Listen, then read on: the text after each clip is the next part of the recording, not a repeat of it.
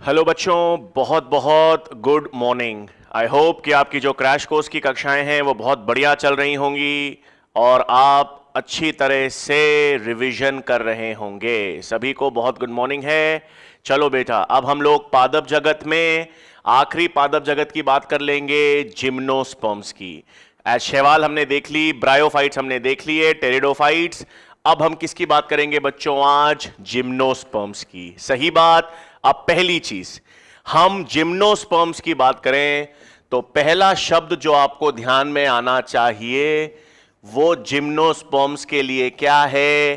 फैनेरोगैम्स। सही बात। क्या याद रखना है? जिम्नोस्पर्म्स के लिए सबसे पहला शब्द फैनेरोगैम्स। अभी तक तो क्रिप्टोगैम्स थे। ब्रायोफाइट्स और टेरिडोफाइट्स जो थे वो किस में आ रहे थे? क्रिप्टोगैम्स में। तो फैनेरोगैम्स, फैनेरोगैम्स का मतलब है ऐसे पादप जिनमें किसका निर्माण होगा? बीज का। तो इनमें बीज का निर्माण होगा, इसलिए इनको क्या कहेंगे? फैनेरोगैम्स। लेकिन फैनेरोगैम्स किसके बिना हैं? Without ovary. ठीक है, जिम्नोस्पर्म्स को हम कहते हैं फैनेरोगैम्स विदाउट ओवरी। मतलब इनमें बीज तो बनेगा लेकिन क्या अनुपस्थित होगा? इनमें अंडाशय नहीं पाया जाएगा। ठीक है, तो फैनेरोगैम्स विदाउट ओवरी किन पादपों को कहा जाता है? जिम्नोस्पर्म्स। फैनेरोगैम्स इसलिए क्योंकि बीज का निर्माण होगा, ओवरी नहीं है। मतलब क्या नहीं है बच्चों? अंडाशय नहीं है। और हमें पता है बीज किससे बनता है? बीजांड से। तो बीजांड होगा, अंडाशय नहीं होगा। इसका मतलब हम इसमें कहते हैं क्या उपस्थित होंगे? नग्न बीजांड उपस्थित होंगे। जिम्नोस्पर्म्स में क्या होगा बच्चों? नग्न बीजांड। मतलब बीजांड को आवृत करने वाला अंडाशय या ओवरी नहीं मिलेंगी। ठीक है, तो बहुत सिंपल शब्द में याद रखना है, जिम्नोस्पर्म्स को हम कहते हैं फैनेरोगैम्स विदाउट ओवरी, या ऐसे पादप जिनमें नग्न बीजांड होंगे, बीज होंगे लेकिन फल नहीं बनता। सही बात। चलो नेक्स्ट पॉइंट की हम बात करें तो हम बात करते हैं आवास की। हमेशा आपको किसकी बात करते हैं? आवास की। अब क्या ध्यान में रखना है जिम्नोस्पर्म्स में? जिम्नोस्पर्म्स जो हैं वो आपको पता होना चाहिए किन क्षेत्रों के लिए अनुकूलित होते हैं? Temperate regions. यानी कौन से क्षेत्रों में पाए जाएंगे? शीतोष्ण क्षेत्र। अब यहां पर एक चीज याद रखनी है, जिम्नोस्पर्म्स मिलेंगे तो आपको ठंडे क्षेत्रों में। ये हिल स्टेशन पे जाते हैं ना हम लोग, हिल स्टेशन में वो कॉनिफर के पेड़ मिलते हैं, वृक्ष, वो किसका उदाहरण है? जिम्नोस्पर्म्स का। मतलब जिम्नोस्पर्म्स आपको मिलेंगे तो ठंडे क्षेत्रों में, शीतोष्ण क्षेत्रों में, लेकिन ऐसे क्षेत्रों में जहां पर वायु वेग क्या होगा? अधिक। लेकिन जल की मात्रा क्या होगी? कम। याद रखना, यह बहुत इंपॉर्टेंट चीज है। तापमान भले ही कम है, वायु वेग अधिक है, लेकिन वहां पर पाए जाएंगे हिली क्षेत्रों में जहां पर जल की मात्रा कम होगी। ठीक है, यह याद रखना, भले ही शीतोष्ण क्षेत्र हैं जहां पर तापमान कम है, वायु वेग अधिक है, लेकिन मुख्य रूप याद रखना है कि इनमें जल की मात्रा ऐसे क्षेत्रों में पाए जाएंगे जहां पर जल की मात्रा कम है। और जल की मात्रा कम है तो इनमें आप अनुकूलन क्या याद रखोगे? बहुत इंपॉर्टेंट चीज है, इनमें अनुकूलन कैसा होगा? ज़ेरोफिटिक। अब हम गलती कर देते हैं, हम कहते हैं सर मरुस्थल वाले या रेगिस्तान वाले क्षेत्रों को हम ज़ेरोफिटिक नाम से जानते हैं, है ना? लेकिन यहां पर ध्यान रखना, ज़ेरोफिटिक अनुकूलन का मतलब है क्योंकि ये भले ही ठंडे क्षेत्रों में पाए जाते हैं, लेकिन क्योंकि वहां पर जल की मात्रा कम होती है, इसलिए इनको वाष्पोत्सर्जन की दर घटानी पड़ेगी। और वाष्पोत्सर्जन दर की दर को घटाने के लिए इनमें किस प्रकार का अनुकूलन होगा? ज़ेरोफिटिक अनुकूलन। भले ही ये मरुस्थल या रेगिस्तान वाले क्षेत्रों में नहीं है, हैं तो ये ठंडे क्षेत्रों में, लेकिन फिर भी याद रखना भाई, क्योंकि वहां पर जल की मात्रा कम है, इनको वाष्पोत्सर्जन की दर कम रखनी है, इसलिए इनमें किस प्रकार का अनुकूलन होगा? ज़ेरोफिटिक अनुकूलन होगा। सही बात, बिल्कुल क्लियर। अब फिर नेक्स्ट क्या याद रखोगे? अगेन अब मैं वही बना रहा हूं सिस्टम जो मैं हमेशा बताता हूं जिम्नोस्पर्म्स के लिए। ठीक है, जिम्नोस्पर्म्स के लिए अपन ने नाम तो इनको क्या दे दिया? बिल्कुल, मैंने पहला ही नाम इनको दे दिया फेनेरोगैम्स, जिनमें अंडाशय नहीं है। ठीक है ना, यह बिंदु तो आपको ध्यान रखना ही है। ठीक है, दूसरी चीज याद रखनी है, यह सबसे पहले सफल स्थलीय पादप हैं। ये सफल स्थलीय पादप हैं, इसका मतलब ये पहले ऐसे पादप हैं जिनको निषेचन के लिए जल की आवश्यकता नहीं होगी। तो ये आपको ध्यान में रखना है, सफल स्थलीय पादप है। और सफल स्थलीय पादप का मतलब क्या याद रखना है? इनको निषेचन के लिए, बहुत इंपॉर्टेंट पॉइंट, इनको निषेचन के लिए जल की आवश्यकता नहीं होगी। ठीक है, इनको निषेचन के लिए जल की आवश्यकता शैवाल को है, ब्रायोफाइट्स को है, टेरिडोफाइट्स को है, लेकिन जिम्नोस्पर्म्स को निषेचन के लिए जल की आवश्यकता नहीं है। ये सफल स्थलीय पादप हैं। सही बात है। फिर नेक्स्ट चीज, इनमें संवेदनीय उत्तक हैं। बिल्कुल, ये वैस्क्यूलर पादप हैं या वैस्क्यूलर फेनेरोगैम्स हैं। इनको वैस्क्यूलर फेनेरोगैम्स भी कह सकते हैं या इनको ट्रैकियोफाइट्स भी कह सकते हैं। ये मैंने बताया था, ट्रैकियोफाइट्स या संवेदनीय का मतलब इनमें क्या होगा? जाइलम और फ्लोएम संवेदनीय उत्तक हैं। संवेदनीय उत्तक हैं, परंतु वही जाइलम में क्या नहीं होंगे? जाइलम में वाहिकाएं नहीं होंगी और फ्लोएम में सहाय कोशिकाएं या कंपेनियन सेल्स नहीं होंगे। तो इंपॉर्टेंट चीज क्या याद रखनी है भाई? फ्लोएम में भले ही कंपेनियन सेल्स नहीं है, लेकिन कंपेनियन सेल्स के स्थान पर इनमें कौन सी कोशिकाएं पाई जाती हैं? Albuminous cells. तो जिम्नोस्पर्म्स में कंपेनियन सेल्स, फ्लोएम में सहाय कोशिकाएं या कंपेनियन सेल्स नहीं है, लेकिन उसके स्थान पर कौन सी कोशिकाएं होंगी बच्चों? एल्ब्यूमिनस कोशिकाएं होंगी। सही बात। तो वैस्कुलर संवेदनीय उत्तक हैं, जाइलम में वाहिकाएं नहीं है और फ्लोएम में सहाय कोशिकाओं के स्थान पर एल्ब्यूमिनस कोशिकाएं हैं। सही बात, क्लियर है बिल्कुल चीज। ये जिम्नोस्पर्म्स के सफल स्थलीय पादप हैं, निषेचन के लिए जल की आवश्यकता नहीं होगी। अब जिम्नोस्पर्म्स की जो मुख्य काय है, वापस रिवीजन ध्यान रखना, ब्रायोफाइट्स में काय का विभेदन है ना, विभेदन प्रारंभ हो गया था ब्रायोफाइट्स में और काय पूर्ण रूप से विभेदित हो गई थी किसमें? टेरिडोफाइट्स में। तो इसमें जिम्नोस्पर्म्स में भी मुख्य काय जो है वो द्विगुणित होगी और उसे क्या कहेंगे? बीजाणुद्भिद। तो इनकी जो मुख्य पादप काय है वो द्विगुणित बीजाणुद्भिद है, जो किसमें विभेदित है? तने, पत्ती और जड़ में विभेदित होगी। सही बात। तो वही जिम्नोस्पर्म्स की मुख्य पादप काय द्विगुणित है, द्विगुणित बीजाणुद्भिद है और किसमें विभेदित है बच्चों? तने, पत्ती और जड़ में विभेदित होगी। ठीक है। अब इंपॉर्टेंट चीज क्या है यहां पर? ये जो जिम्नोस्पर्म्स हैं, है ना, अनावृत बीजी या जिम्नोस्पर्म्स जो हैं, उनकी जो मुख्य काय है बीजाणुद्भिद, उसमें आपको क्या याद रखना है? बिल्कुल जड़ के लक्षण ध्यान में रखने हैं। पत्ती के लक्षण याद रखने हैं और तने के लक्षण याद रखने हैं। कैसे रखोगे भाई? सबसे पहले जड़ों के बारे में दो मुख्य जड़ें ध्यान में रखनी है। कैसे? एक तो आपको याद रखनी है विशेष प्रकार की कोरेलॉइड जड़। कौन सी याद रखनी है? कोरेलॉइड जड़। और शॉर्ट कैसे याद रखोगे? सीसी। सीसी कैसे? कोरेलॉइड जड़ आपको किस में मिलेगी? साइकस में। कोरेलॉइड जड़ें आपको किस में मिलेगी? कौन से जिम्नोस्पर्म में? साइकस। इन साइकस में जो ये कोरेलॉइड जड़ है वो किसके साथ सहजीविता दर्शाती है? बताना तो। नील हरित शैवाल के साथ सहजीविता दर्शाती है।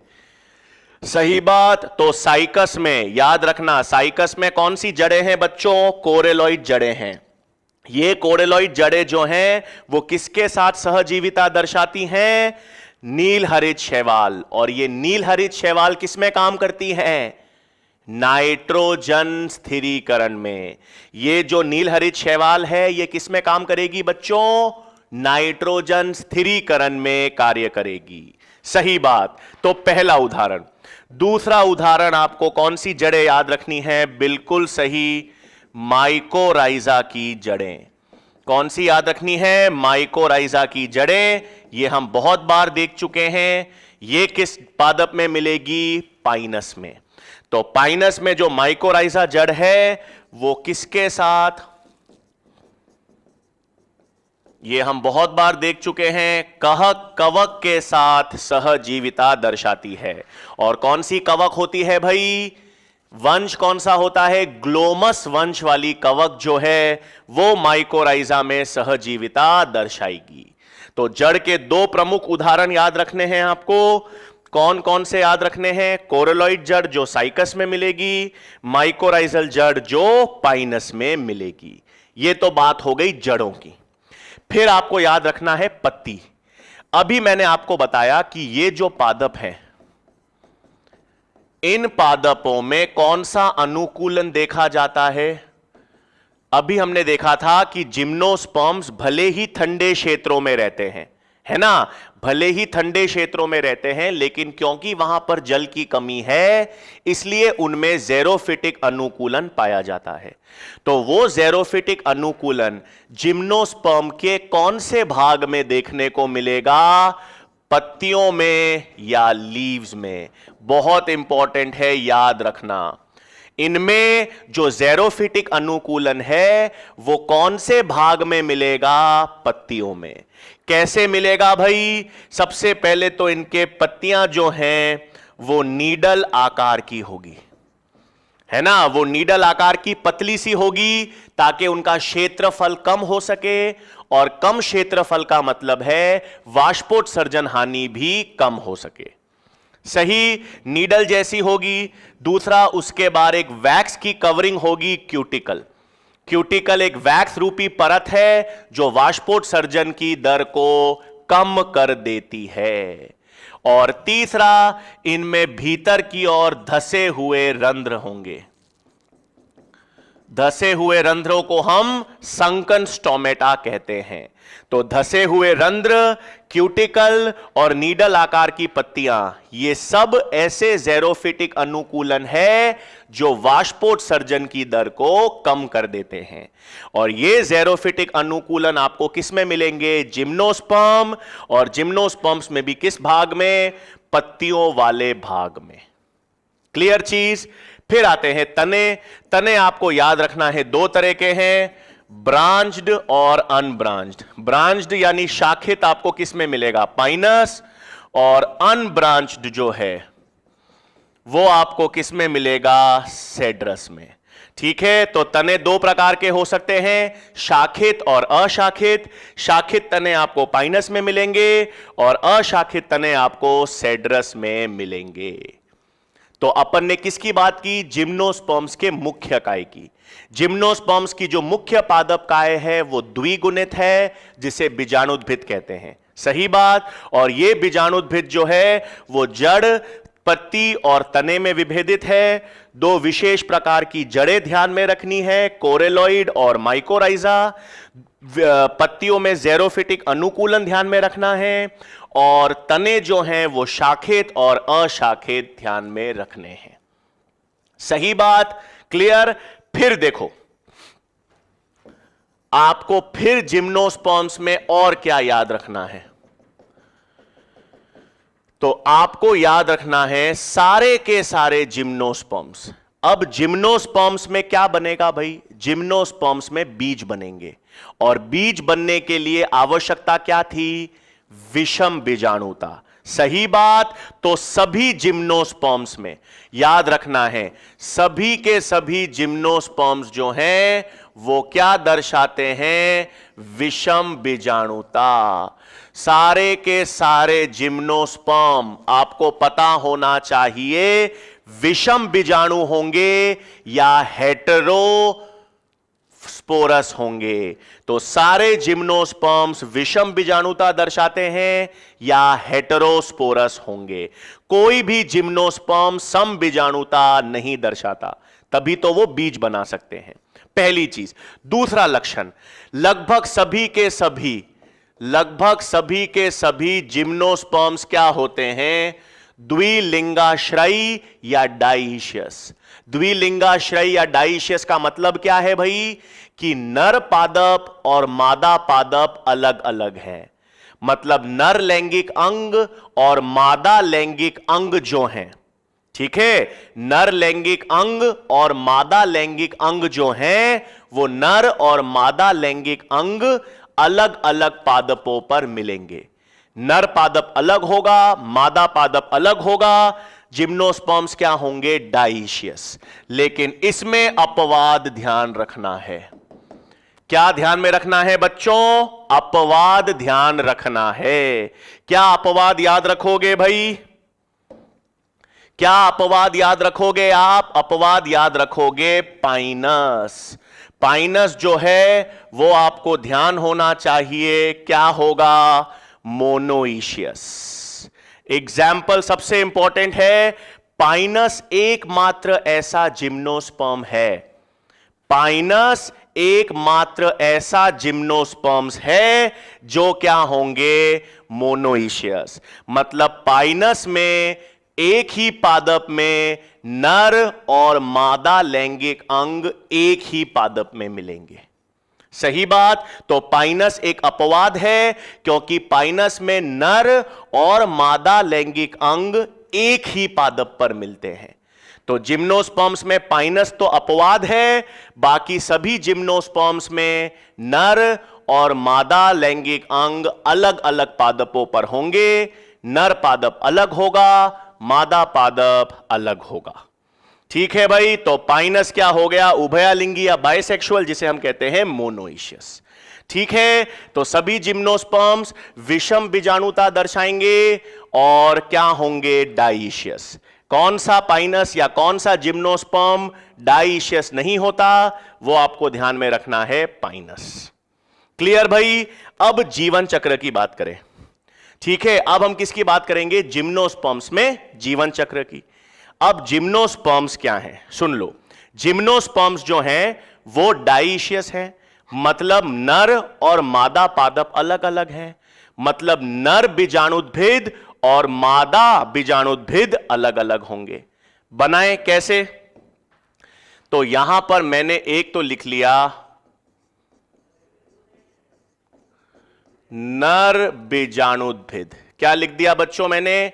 एक तो मैंने लिख दिया नर बीजाणुद्भिद, और यहां पर मैंने क्या लिख दिया? मादा बीजाणुद्भिद।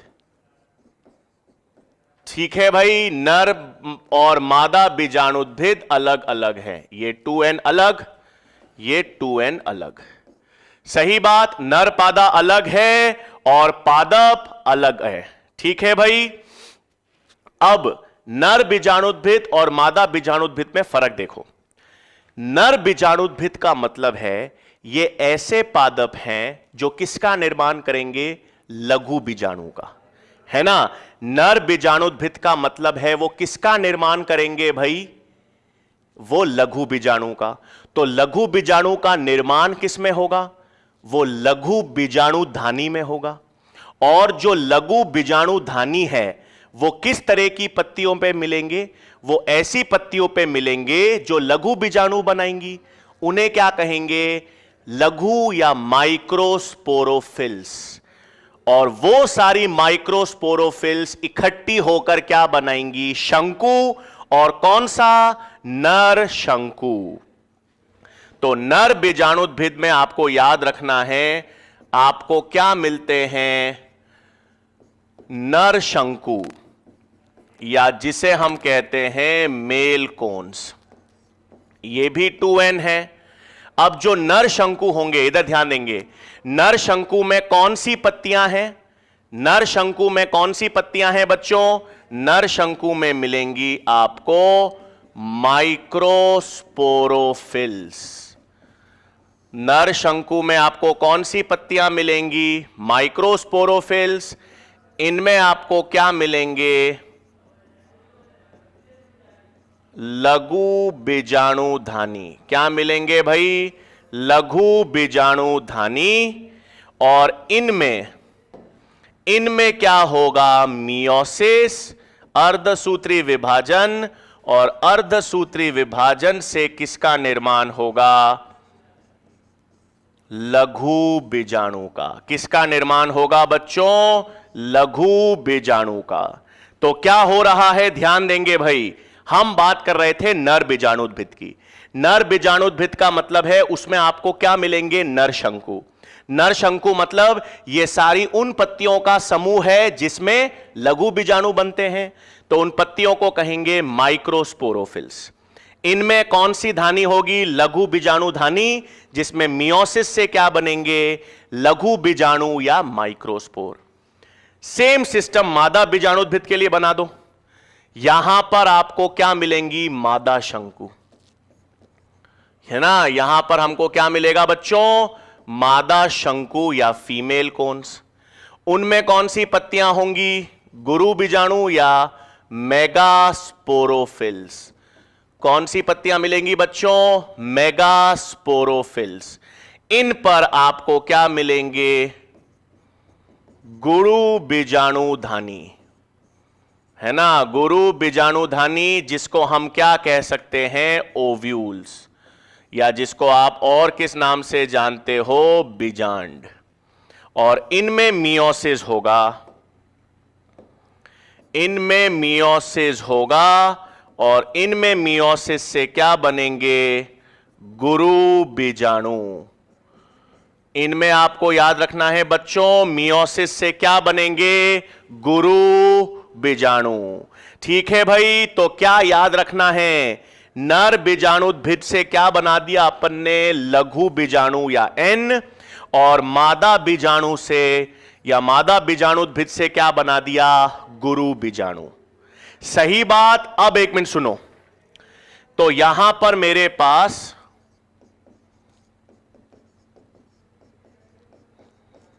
लघु बीजाणु है और दूसरा हमारे पास गुरु बीजाणु आ चुका है।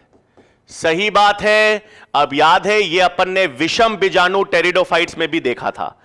लघु बीजाणु से किसका निर्माण होता है? नर युग्मकोद्भिद। और गुरु बीजाणु से किसका निर्माण होता है? मादा युग्मकोद्भिद। सही बात। लघु बीजाणु से किसका निर्माण होता है? नर युग्मकोद्भिद। किसका निर्माण होगा भाई? नर युग्मकोद्भिद। और नर युग्मकोद्भिद को ही हम क्या कहते हैं? परागकण या पोलन ग्रेन्स। सीधा सवाल याद रखना भाई, इंपॉर्टेंट है, बता रहा हूं। ठीक है। इसका मतलब अभी तक देखो क्या हो गया। अभी तक क्या हो गया था? ब्रायोफाइट्स और टेरिडोफाइट्स में अपन ने एंथेरिडिया बनाया था। हर जगह नर लैंगिक अंग को अपन ने एंथेरिडिया कहा था, जो नर युग्मक बनाता था। अब जिम्नोस्पर्म्स पहले ऐसे पादप हैं जिम्नोस्पर्म्स पहले ऐसे पादप हैं जिनमें नर युग्मकोत्मित के रूप में एंथरीडिया नहीं है, उनमें एंथरीडिया नहीं है। क्या है? परागकण या पोलन ग्रेन्स। अब एंथरीडिया नहीं होगा। जिम्नोस्पर्म्स में एंथरीडिया नहीं होता, एंजियोस्पर्म्स में एंथरीडिया नहीं होता। दोनों में आपको याद रखना है, नर युग्मकोद्भिद किसे कहा जाएगा? परागकणों को या पोलन ग्रेन्स को। तो याद रखना, परागकण या पोलन ग्रेन्स ही जिम्नोस्पर्म्स में क्या कहलाते हैं? नर युग्मकोद्भिद। इनमें एंथरीडिया नहीं होगा। सही। अब यहां पर क्या होगा? गुरु बीजाणु से आर्कीगोनिया तो बनेगा, है ना भाई? जिम्नोस्पर्म्स में आर्कीगोनिया बनेगा, एंथरीडिया नहीं बनेगा। एंथरीडिया किस में बन रहा है? जिम्नोस्पर्म्स में। एंथरीडिया जिम्नोस्पर्म्स में नहीं बनेगा, उसमें परागकण होंगे, लेकिन आर्कीगोनिया होगा। अब इस आर्कीगोनिया से क्या बनेगा आपके पास? यहां पर ध्यान रखना है, इसमें एक तो हम अंडा पढ़ेंगे, एग, सही, और यहां पे आपके पास परागकण से क्या बनते हैं? नर युग्मक। क्या बनेंगे बच्चों? नर युग्मक बनेंगे। अब नर युग्मक और अंड कोशिका, ठीक है, इधर ध्यान देंगे। अब बहुत इंपॉर्टेंट चीज है, नर युग्मक और अंड कोशिका है। सबसे पहली चीज तो याद रखना है कि ये जो परागकण या नर युग्मकोद्भिद हैं, ये परागकण मादा पादप तक कैसे पहुंचेंगे? पॉलिनेशन के द्वारा या परागण के द्वारा, ठीक है। मतलब इनमें क्या होगा? यहां पर परागण या पॉलिनेशन। और याद रखना है, जिम्नोस्पर्म्स में परागण केवल किसके द्वारा होता है? वायु के द्वारा। याद रखना बेटा, सबसे इंपॉर्टेंट चीज, ठीक है। वायु द्वारा परागण किसमें? ध्यान रखना है, वायु द्वारा परागण जिम्नोस्पर्म्स में होता है, और वायु द्वारा परागण को एनिमोफिली कहते हैं। तो वायु द्वारा परागण जिम्नोस्पर्म्स में होगा, जिससे परागकण जो है वो मादा तक पहुंचेंगे, सही। फिर जो नर युग्मक है और अंड है, इन दोनों के बीच में निषेचन जो होगा उसे कहते हैं सिफोनोगैमी। उसे क्या कहेंगे? नई चीज आ गई है, सिफोनोगैमी। क्यों? इसमें पहली चीज, इसमें जो नर युग्मक हैं वो अगतिशील होते हैं। नर युग्मक क्या होंगे? अगतिशील। और किसका निर्माण होगा? पराग नलिका का। सही बात। तो पराग नलिका का निर्माण होता है, और नर युग्मक अगतिशील होते हैं, इसलिए इसे कहते हैं सिफोनोगैमी। एक और चीज याद रखना, जो निम्न जिम्नोस्पर्म्स हैं, है ना, निम्न जिम्नोस्पर्म्स जैसे साइकस हो गया, उनमें नर युग्मक गतिशील होते हैं, उनमें नर युग्मक गतिशील होंगे, लेकिन फिर भी पराग नलिका के द्वारा पहुंचेंगे, तो उसे क्या कहते हैं? जूडियोसिफोनोगैमी। उसे बच्चों क्या कहेंगे? जूडियोसिफोनोगैमी। जूडियोसिफोनोगैमी निम्न जिम्नोस्पर्म का लक्षण है। निम्न जिम्नोस्पर्म जैसे साइकस का लक्षण है, क्योंकि उसमें पराग नलिका तो बनती है, पराग नलिका बनेगी, परंतु नर युग्मक गतिशील होंगे, इसलिए उसे क्या कहेंगे? जूडियोसिफोनोगैमी।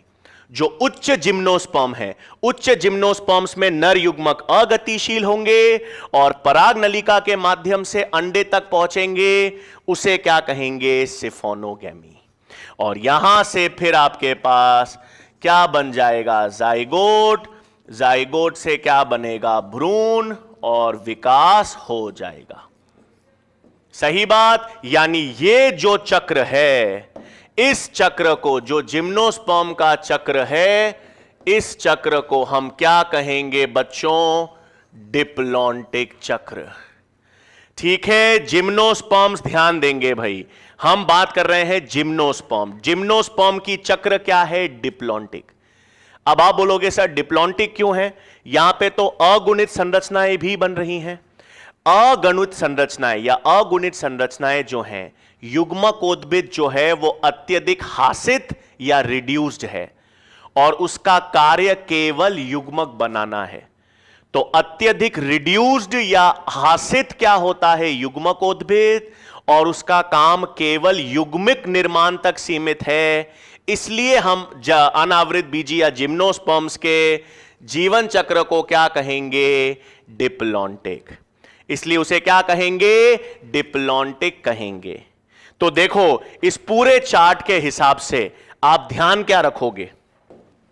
आपको ध्यान में रखना है जिम्नोस्पर्म्स में क्या क्या।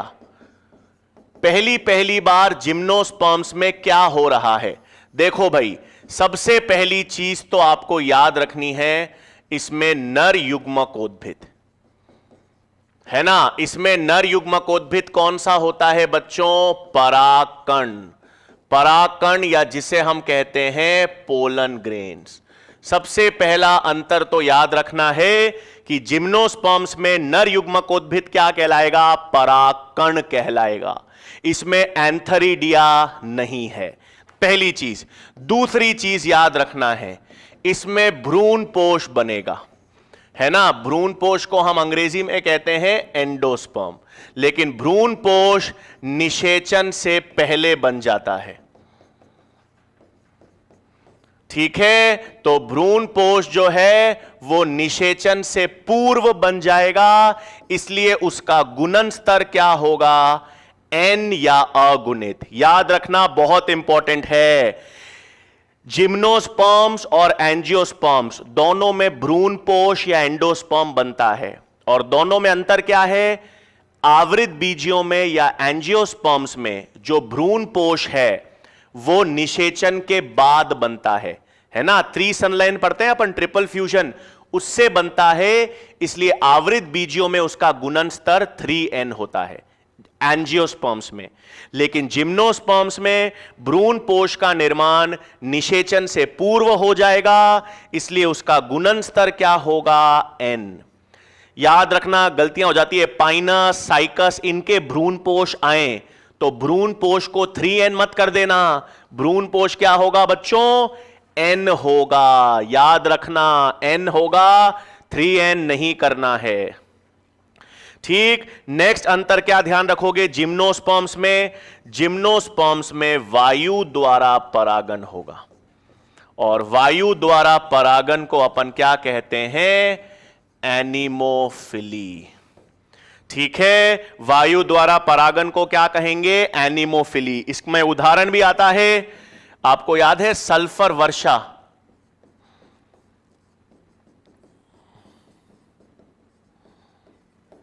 सल्फर वर्षा हम किसे कहते हैं बच्चों? सल्फर वर्षा जो है वो पाइनस के परागन को कहते हैं। जब पाइनस के परागन दर्शाते हैं तो उसे हम क्या कहते हैं? सल्फर वर्षा। और ये परागन हमेशा वायु के द्वारा होगा जिम्नोस्पर्म्स में, ठीक है बच्चों। ध्यान रखना, बहुत इंपॉर्टेंट है। नर युग्मकोद्भिद परागकण है, भ्रूणपोष निषेचन से पहले बन रहा है, इसलिए अगुणित है, और परागन वायु द्वारा हमेशा होगा। सल्फर वर्षा इसे क्या कहेंगे? पाइनस में देखा जाएगा। क्लियर है? ये बहुत इंपॉर्टेंट लक्षण हैं जो जिम्नोस्पर्म्स के याद रखने हैं। इसके अलावा दो चीजें जिम्नोस्पर्म्स में आपको याद रखना है, द्वितीयक वृद्धि होगी। याद रखना है, जिम्नोस्पर्म्स में क्या देखी जाएगी बच्चों? द्वितीयक वृद्धि या सेकेंडरी ग्रोथ होगी। तो सेकेंडरी ग्रोथ किसका लक्षण है भाई? किसका लक्षण है? जो द्वितीयक वृद्धि या सेकेंडरी ग्रोथ आवृत बीजियों में डाइकॉट्स और जिम्नोस्पर्म्स का लक्षण है। इसी का मतलब है कि जिम्नोस्पर्म्स में क्योंकि द्वितीयक वृद्धि या सेकेंडरी ग्रोथ होती है, इसलिए उनमें भूरे काष्ठीय तने मिलते हैं। तो भूरे काष्ठीय तने आपको किस में मिलेंगे? जिम्नोस्पर्म्स, क्योंकि उसमें क्या देखी जाती है? द्वितीयक वृद्धि। और एक और चीज, जिम्नोस्पर्म्स में और क्या देखा जाता है? बहुभ्रूणता भी देखी जाएगी। क्या देखी जाएगी भाई? बहुभ्रूणता या पॉली एम्ब्रियोनी। ठीक है, पाइनस और साइकस में। बेटा बायोलॉजी के पुराने वीडियोस, बेटा सारे पुराने वीडियोस आपको YouTube पे जो उत्कर्ष नीट जेई का जो प्लेलिस्ट है बेटा उसमें उपलब्ध होंगे शबाना जी। तो आप बिल्कुल प्लेलिस्ट में जाइए, उसमें पुराने वीडियोस आपको उपलब्ध रहेंगे। ठीक है, तो क्या ध्यान रखने हैं, द्वितीयक वृद्धि के अलावा जिम्नोस्पर्म्स में और क्या देखा जाएगा, बहुभ्रूणता। तो देखो बहुभ्रूणता जो है, बहुभ्रूणता जिम्नोस्पर्म्स में भी होती है और एंजियोस्पर्म्स में भी देखने को मिलती है। ठीक है भाई, आवृत बीजियों में और अनावृत बीजियों में, एंजियोस्पर्म जिम्नोस्पर्म्स दोनों में क्या होगी, बहुभ्रूणता। और याद रखना जिम्नोस्पर्म्स में निषेचन के लिए जल नहीं चाहिए, निषेचन के लिए जल की आवश्यकता बिल्कुल नहीं होगी जिम्नोस्पर्म्स में। ठीक है बच्चों, बिल्कुल क्लियर है चीज, लक्षण क्लियर है, एक बार अंगूठा दिखा दो ताकि फिर अपन इसके फिर वर्ग देखें। क्लियर है भाई जिम्नोस्पर्म्स में। अब देखो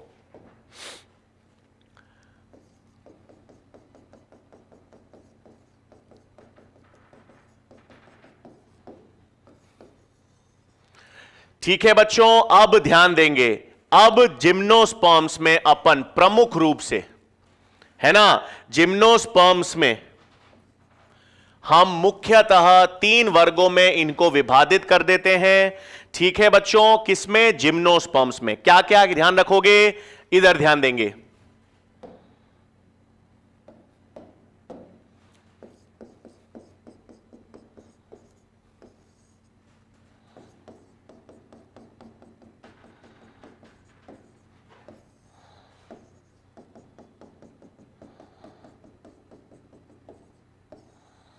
ठीक है, बिल्कुल सही। चलो ठीक है बच्चों, आ जाओ। तो ध्यान रखना है, मुख्य रूप से जिम्नोस्पर्म्स को अपन 3 वर्गों में डिवाइड कर रहा हूं मैं। किस आधार पे, ये तो देखो भाई, ये जो होते हैं वो होते हैं निम्न जिम्नोस्पर्म्स। तो लोअर जिम्नोस्पर्म्स या प्राचीन जिम्नोस्पर्म्स हैं साइकैड्स। कॉनिफर्स जो हैं उन्हें हम कहते हैं उच्च जिम्नोस्पर्म्स। उसे हम क्या कहेंगे बच्चों, उच्च जिम्नोस्पर्म्स। और सबसे विकसित, सबसे विकसित जिम्नोस्पर्म्स किसमें पढ़ते हैं, ग्निटेल्स में पढ़ते हैं। ठीक है भाई, तो 3 ध्यान रखना है, जो निम्न जिम्नोस्पर्म्स है वो साइकेड्स हैं, जो उच्च जिम्नोस्पर्म्स हैं वो कॉनिफर्स हैं, और जो सबसे विकसित जिम्नोस्पर्म्स हैं, सबसे विकसित जिम्नोस्पर्म्स किस में आएंगे, निटेल्स में। अब कैसे ध्यान में रखोगे भाई, उदाहरण देखो। इसमें सबसे प्रमुख उदाहरण आता है साइकस। साइकस को आप क्या कहते हो, साबूदाना भी कहते हो। तो साइकस जो है वो किसका उदाहरण है, निम्न जिम्नोस्पर्म्स में। इसमें याद रखना है, इसके जो नर युग्मक होंगे, इसके नर युग्मक आप ध्यान रखेंगे कैसे होते हैं, गतिशील। तो साइकस में आपको याद रखना है, जो नर युग्मक हैं वो क्या हैं, गतिशील होंगे। तो नर युग्मक गतिशील हैं किसमें, साइकस में। सबसे छोटा जिम्नोस्पर्म,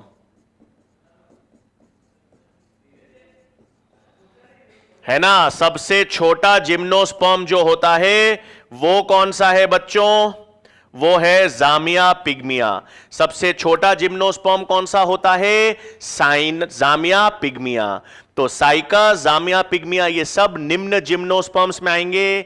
इनके नर युग्मक आपको याद रखना है गतिशील होंगे। सही बात, ये तो बात हुई साइकेड्स की। फिर अपने पास आते हैं कॉनिफर्स। अब कॉनिफर्स में अपने पास कौन कौन से आते हैं, सबसे पहले तो आता है गिंको बायलोबा। ठीक है, क्या आता है भाई, गिंको बायलोबा। ये आपको याद रखना है,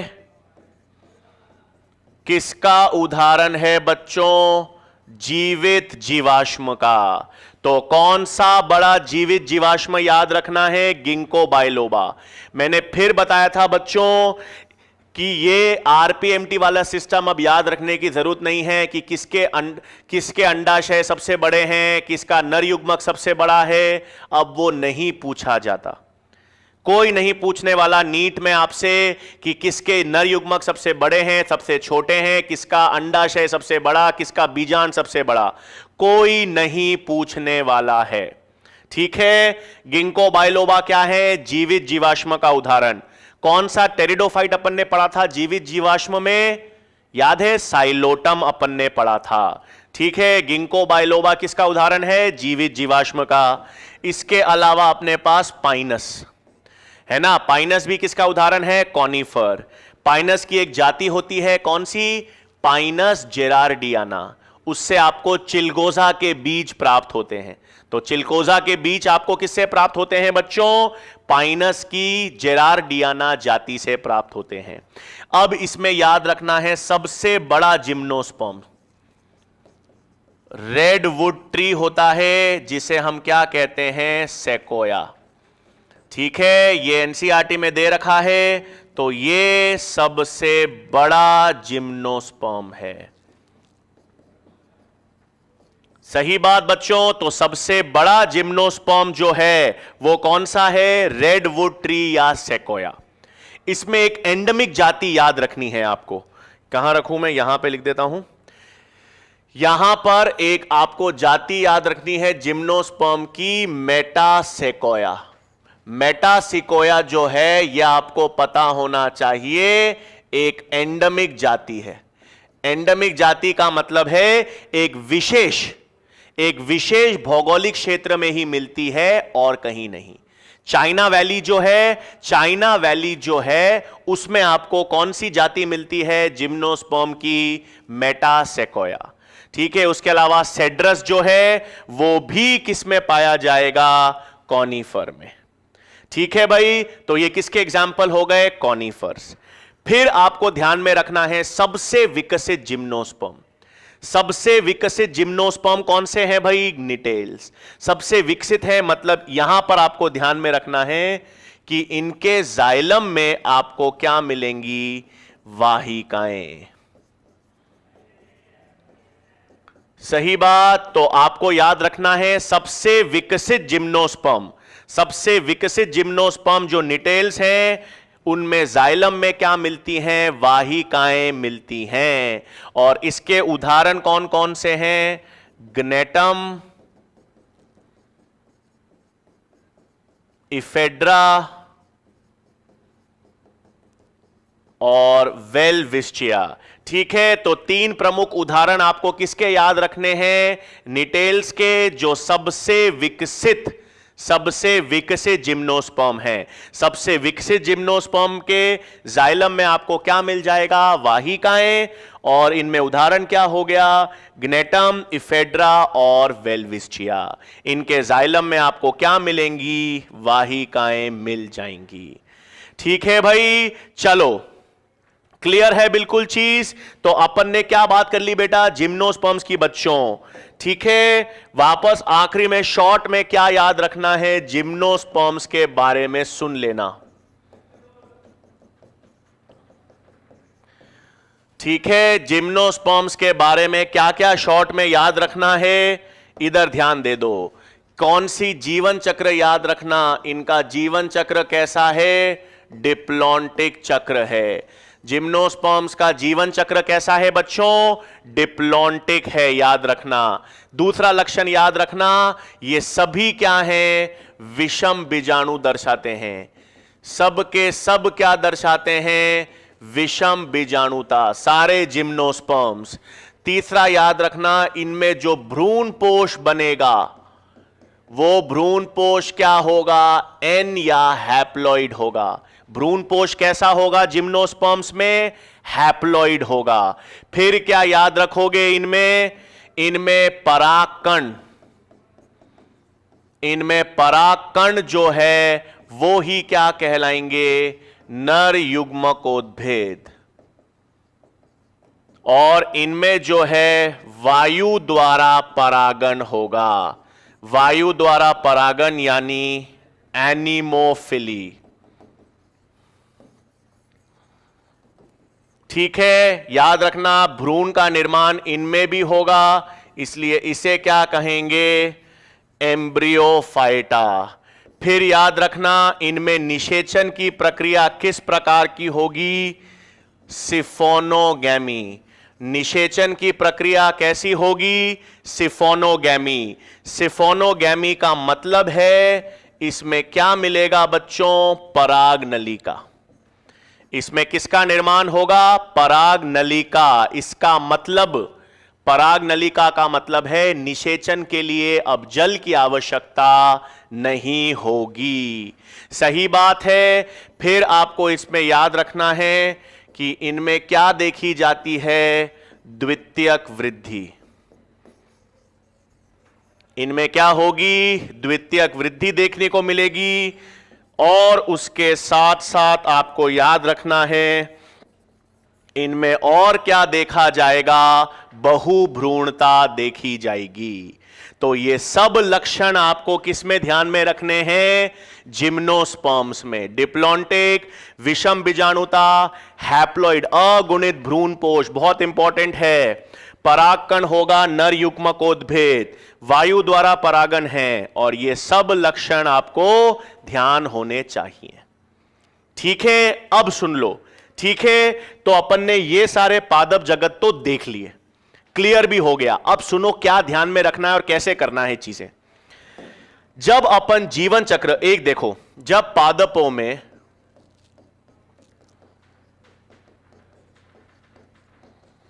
है ना बच्चों, जब हम पादपों में जीवन चक्र की बात करते हैं, इधर ध्यान देंगे तो अपने पास 3 प्रमुख जीवन चक्र हैं।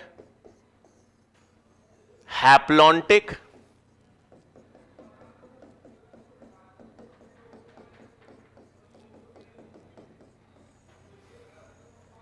Haplodiplontic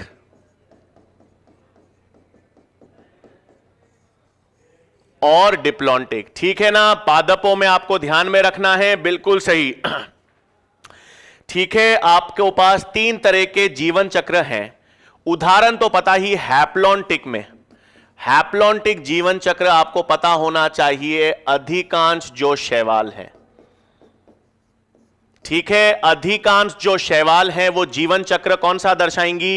haplontic दर्शाएंगी। सही है। फिर हैप्लोडिप्लॉन्टिक में आपके पास ब्रायोफाइटा आ गया,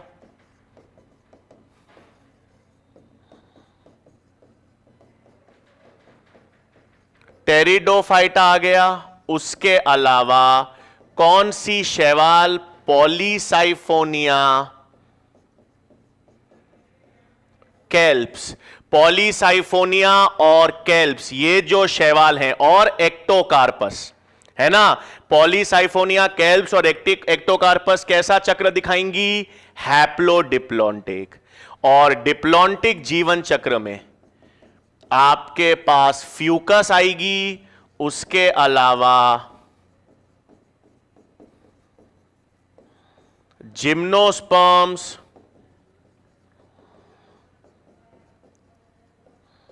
और एंजियोस्पर्म्स आएगा। ठीक है बच्चों, तो ये आपको एग्जाम्पल्स याद रखने हैं कौन कौन से जीवन चक्र हैं। अधिकांश शैवाल तो हैप्लॉन्टिक जीवन चक्र दर्शाएगी, लेकिन कौन सी शैवाल हैप्लोडिप्लॉन्टिक चक्र है? तो पॉलीसाइफोनिया और कैल्प्स हैं। और कौन सी शैवाल डिप्लॉन्टिक जीवन चक्र दर्शाएगी? तो वो आपको याद रखना है, फ्यूकस है। ठीक है बच्चों, तो ये आपको याद रखना है पादपों में जीवन चक्र, जो हैप्लॉन्टिक किस्में है, हैप्लोडिप्लॉन्टिक किस्में है, और डिप्लॉन्टिक किस्में है। ठीक है भाई, अब सुन लो, ये तो सारा चक्र आसान है। ठीक है, अब इंपॉर्टेंट चीज आपको क्या ध्यान में रखनी है, सुनो। अब ध्यान रखेंगे, जब तक क्वेश्चन सही नहीं करोगे कोई दिक्कत नहीं है, 1 मिनट ध्यान देंगे। ठीक है बच्चों, अब मैं 1 सेकेंड, क्वेश्चन आपको पादप जगत में कैसे ध्यान में रखने हैं मैं यहां पे बना रहा हूं।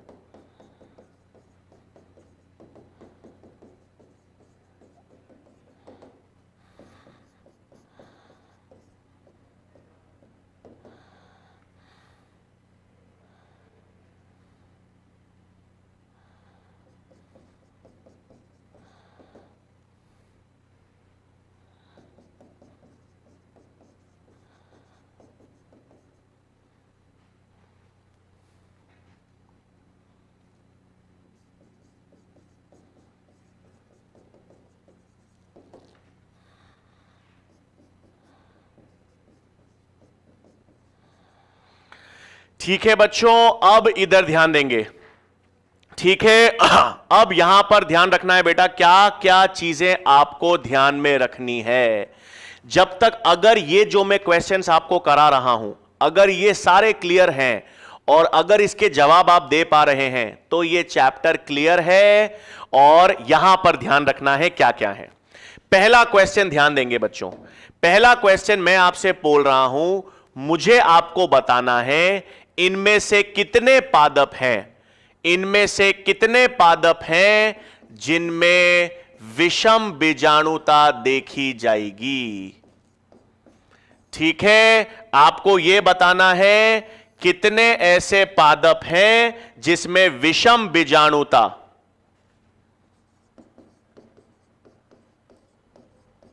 जिसमें क्या देखी जाएगी, विषम बीजाणुता। बताओ तो भाई, संख्या बताओ, इनमें से कितने ऐसे पादप हैं जिसमें विषम बीजाणुता देखी जाएगी।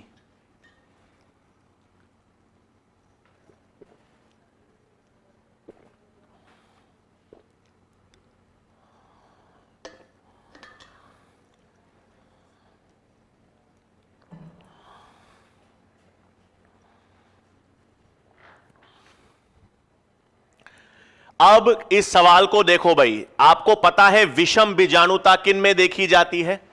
विषम बीजाणुता का उत्तर आप कैसे दोगे। आपको क्या ढूंढना है, आपको ढूंढना है जिम्नोस्पर्म्स और आपको टेरिडोफाइट्स में। टेरिडोफाइट्स में मैं आपको बता चुका हूं क्या ढूंढना है, एम्स। यही ढूंढना है विषम बीजाणुता में। एक तो सारे जिम्नोस्पर्म्स ढूंढने हैं और उसके बाद कौन से टेरिडोफाइट्स ढूंढने हैं, एजोला, आइसोइटिस, मार्सेलिया, सेलेजिनेला, सेल्विनिया। तो देखो विषम बीजाणुता ये एक, पाइनस, दूसरा सेलेजिनेला, सही, तीसरा साइकस, चौथा एजोला, पांचवा सेड्रस, छठा टैक्सस और सातवां मार्सेलिया। ठीक है, कितने हो गए भाई, 7। ये देखो, ये जिम्नोस्पर्म है पाइनस, सेलेजिनेला क्या है, टेरिडोफाइट, साइकस क्या है, जिम्नोस्पर्म, सेड्रस क्या है, जिम्नोस्पर्म, टैक्सस क्या है, जिम्नोस्पर्म, मार्सेलिया क्या है, जिम्नोस्पर्म। ये सारे तो जिम्नोस्पर्म हो गए। और विषम बीजाणु टेरिडोफाइट्स कौन से हो गए, सेलेजिनेला, एजोला और मार्सेलिया। ठीक है भाई, एक मिनट। ठीक है बच्चों, तो इसका जवाब क्या हो गया भाई, 7। क्लियर है सबको चीज। तो विषम बीजाणुता का मतलब सारे जिम्नोस्पर्म ढूंढने हैं और उसके अलावा विषम बीजाणु टेरिडोफाइट्स भी ढूंढने हैं, ये याद रखना। अब इधर ध्यान दो, नेक्स्ट सवाल आता है कि अगर मैं आपसे पूछता हूं तो निषेचन के लिए जल की आवश्यकता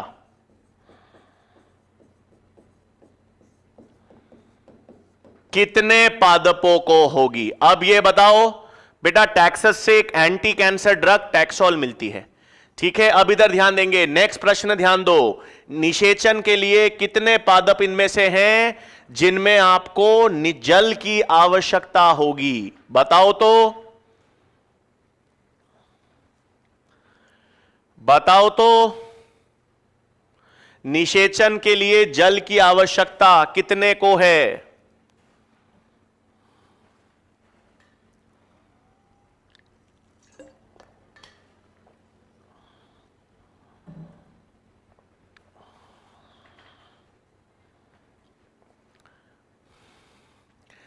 अब देखो भाई, निषेचन के लिए यदि आपको जल की आवश्यकता निकालनी है तो इनमें से सारे जिम्नोस्पर्म हटा दो, उल्टा कर लो।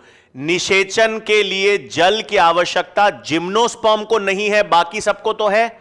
ब्रायोफाइट्स और टेरिडोफाइट्स दोनों को निषेचन की आवश्यकता के लिए जल चाहिए। इसका मतलब आपको जिम्नोस्पर्म 1, 2, 3 और 4, इन 4 को हटा दो, बाकी सब को निषेचन के लिए जल की आवश्यकता है। तो 4 को हटा दो तो कितना बचेगा? 1, 2, 3, 4, 5, 6, 7, 8, 9, 10। बिल्कुल सही जवाब। तो अगर जिम्नोस्पर्म्स को हटा दो तो बाकी सब में निषेचन के लिए जल की आवश्यकता है। बिल्कुल सही। फिर नेक्स्ट देखो, अब नेक्स्ट सवाल मैं आपसे पूछता हूं, आप मुझे बताओ इनमें कितने पादप ट्रैकियोफाइट्स हैं? ध्यान देंगे बच्चों। नेक्स्ट, जब तक ये क्लियर, ऐसे ही होंगे सवाल। मैंने आपसे पूछा इनमें से कितने पादप ट्रैकियोफाइट्स होंगे? इनमें से कितने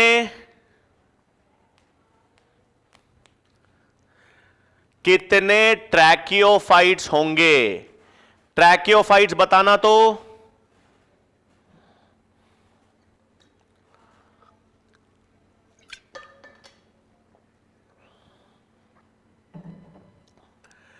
ट्रैकियोफाइट्स, अब ट्रैकियोफाइट्स कैसे निकालोगे बच्चों?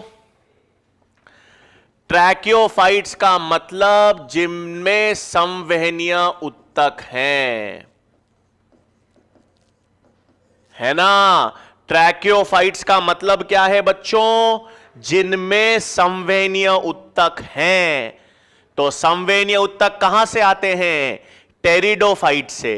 तो टेरिडोफाइट्स और जिम्नोस्पर्म ढूंढने हैं।